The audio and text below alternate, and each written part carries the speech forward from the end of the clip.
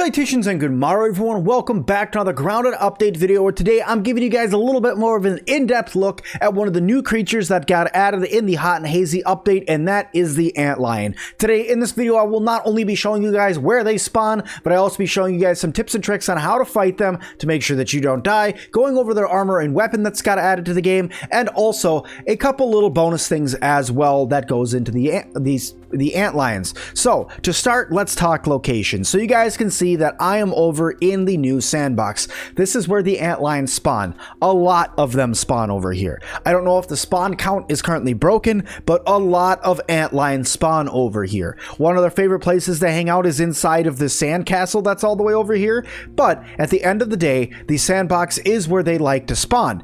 Now, there are two different types of Antlions, just so you guys know. There are your standard Antlion that walks around and will grief you as you're walking through the sand, but there is also the Antlions that guard their caves, aka this one right here. So if you come down here, these Antlions tend to have a little bit more health, so fighting them is a little bit more difficult. Okay, they also do this suck in move whenever you're fighting them, and it makes them a lot more dangerous. And if you're at a distance away from them, they will also throw black ant carcasses at your character, which will slow your character down. So you got to be careful when fighting these guys. But as you can see, I took this one out relatively easy. Now this does have to do with the damage type and weapon that I am using. This is the Salt Morningstar, not the Mint Morningstar, but the Salt Morningstar. Okay, this weapon is specifically made to be able to fight these guys, fight the lion ants. The lion ants are very susceptible to bashing damage as well as salt damage. So being able to fight these guys with this weapon is key. All right, so fighting them, not that bad. Those are the den mothers, I should call them, I guess. And then fighting the standard lion ant, you guys will see that these guys have a lot less health, and with 5 hits you can actually take out a standard antlion with a tier 7 salt morningstar. Even with a tier 5 salt morningstar, it's still 5 hits, so they're actually not that bad to take out. They have some attacks that are pretty dangerous and you want to make sure you block them. What I would suggest you do is keep moving in this fight, because technically that dig under move and pop out, it can stun your character, so you want to be careful with that one, as well as they do have a couple pincer attacks that will also stun your character and also break your block and making it so they can do more damage to you.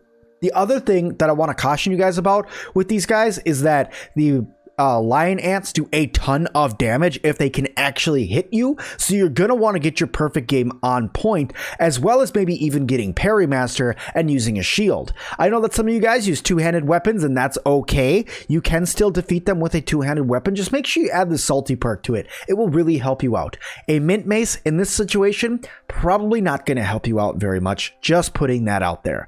But to fight these guys, it's not that bad. One of the bonuses that comes to fighting lion ants, at least the or antlions in the sandbox, and fighting the den mothers, is you do get access to their dens, and inside of their dens they tend to have some extra stuff. For instance, this one that I'm at right now that's in this location has a milk molar in it, which is pretty darn cool. I've already harvested it so it doesn't respawn, but there is a milk molar that's down on this location. Some of the other ones lead off to more interesting areas, like a salt mine. That's the one that's right over in this location. If you walk over here and fight the den mother that's in this location, this one will actually lead you to a salt mine. Here's that black ant tossing attack I was telling you guys about. If that actually hits you, it will stun you. But here is one of the other things that gets interesting about fighting lion ants, is the sizzle effect. This sizzle effect is kind of a pain in the butt.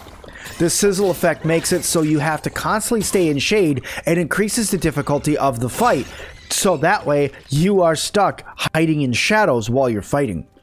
Here's another little fun fact before we get into the gear for you guys about lion ants, and that is building over in the sandbox. It's actually kind of dangerous to build on the ground over here, because I have actually had where I woken up in the morning in my lean-to right there and had antlions in my house because they dig under and can blow up through the sand that's underneath. So building your base up higher is kind of key when it comes to building over here, because otherwise you're going to get invaded by antlions. All right, so the last thing that I want to point out for you guys is the weapons and armor that you can get from these guys, because they're actually really cool and they're really helpful if you get them all upgraded and if you make a complete set. So the Antlion Gear, let's start with the weapon. The weapon is the Antlion Greatsword. This is a very difficult weapon to make because the Antlion pincers are not that easy to get. They don't spawn as often as, say, the parts. You can literally tell from looking at my inventory that I have right now. I literally have 39 Antlion parts, but only 3 pincers. So that tells you how often they're going to spawn. It's more like an 11 to 1 for these guys to spawn, maybe even a 12 to 1 for these guys to spawn for you. So making this Antlion Greatsword is actually kind of tricky.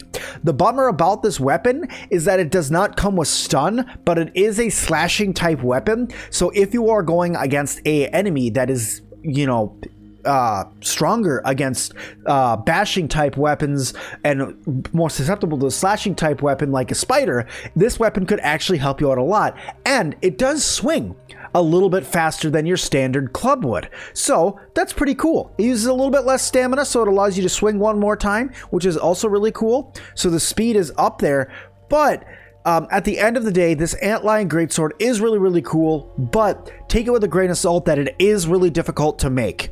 All right, and then lastly, let's talk about the gear. You get this Antlion Gear, okay? This Antlion Gear consists of the Antlion Wide Brim, the Antlion Poncho, and the Antlion Spurs. Okay, each of these require more Antlion parts to make, including pincers, which, like I said, is a huge pain in the butt to be able to get. So you're going to need 4 pincers in order to make the entire set, or 3 pincers to make the entire set, and 3 extra silk rope in order to make this set. What this gives you is it gives you sizzle protection. This is really cool armor because the sizzle protection is super duper helpful for you, especially if you're running around in this area, and the defense is pretty high. It's almost as high as Ladybug Gear, which is pretty cool, especially seeing all its light armor. The other thing that this gear gives you is a really cool perk called the quick draw perk. It's a faster reload speed while in combat. This is great for those of you who like to use the crossbow. It'll make it so you'll reload your crossbow that much faster. But there is a downside to this. Like I said, without the other gears and using a crossbow, you don't have blocking. So this gear really does require you to move around a lot. It's a great exploration gear for you to be over in this area, and I'm hoping that we get even more from the Antlion Gear in the future. Now, lastly, there is a food that you can make from the Antlion Gear, and that's called the Quesadilla, I believe is what it is. I don't have it unlocked right here, but it is a tier 3 food. It's the only tier 3 food in the game right now. And what it is it takes antlion parts and some other things in order to make a food. The food lasts for 20 minutes. It holds off your starving for 20 minutes. And it does also give you some pretty cool perks as well. So that is all the time that I have left for this video. I hope you guys like this one. If you guys did, please hit that like button down below to let me know you guys want to see more grounded update videos and also guides to the new bugs that got added in this game. Also, if you guys could, please leave me a comment down below of what other videos you guys would like to see on the channel. And as always, I'd like you guys to subscribe. But as always, guys, thank you guys so much, and I'll see all of you guys in the next one.